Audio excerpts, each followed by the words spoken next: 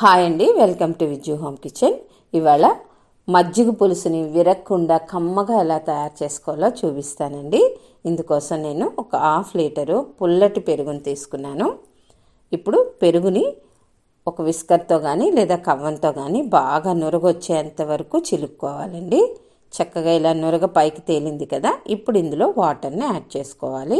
మనకి మజ్జిగ పులుసు పల్చగా కావాలా చిక్కగా కావాలా అనే దాన్ని బట్టి వాటర్ని వేసుకోవాలండి.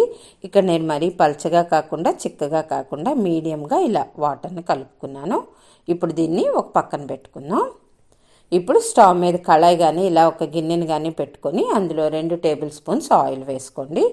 ఆయిల్ హీట్ అయ్యాక పోపు దినుసులు 1 టీ స్పూన్ మినప్పప్పు, 1 టీ స్పూన్ శనగపప్పు, అలాగే 1/2 టీ స్పూన్ ఆవాలు, 1/2 టీ స్పూన్ జీలకర్ర వేసుకుని ఎర్రగా వేయించుకోవాలి.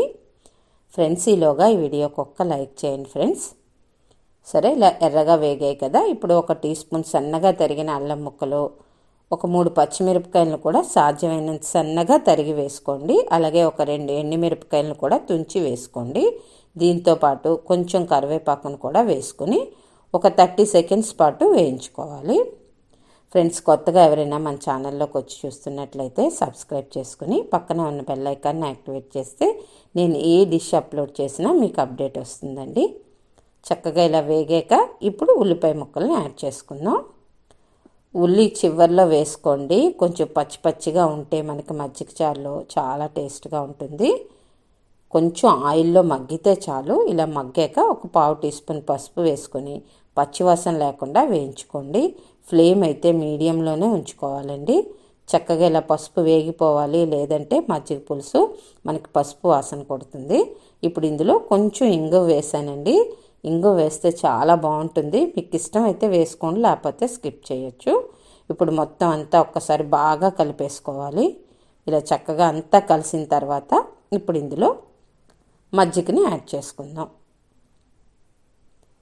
చక్కగా ఇలా మజ్జిగ వేసేసుకొని బాగా ఒక్కసారి కలుపుకోండి. చక్కగా ఇలా కలుపుకొని ఇప్పుడు స్టవ్ బంద్ చేసేసి ఇందులో సాల్ట్ యాడ్ చేద్దామండి. సాల్ట్ ఎప్పుడు చివరిలోనే వేసుకోవాలి. ఇలా వేయడం వల్ల మనకి మజ్జిగ విరగకుండా పులుసు చక్కగా వచ్చిందండి. మనం స్టార్టింగ్ సాల్ట్ వేసుకుంటే మనం స్టవ్ మీద మజ్జిగ వేసిన వెంటనే విరిగిపోతుంది. ఇప్పుడు ఇందులో సన్నగా తరిగిన కొత్తిమీర కూడా వేసుకొని కలుపుకోండి. ఒక్క పావు గంట పక్కన పెట్టి వేడి వేడి అన్నంలో వేసుకొని తింటే చాలా టేస్ట్గా ఉంటుందండి.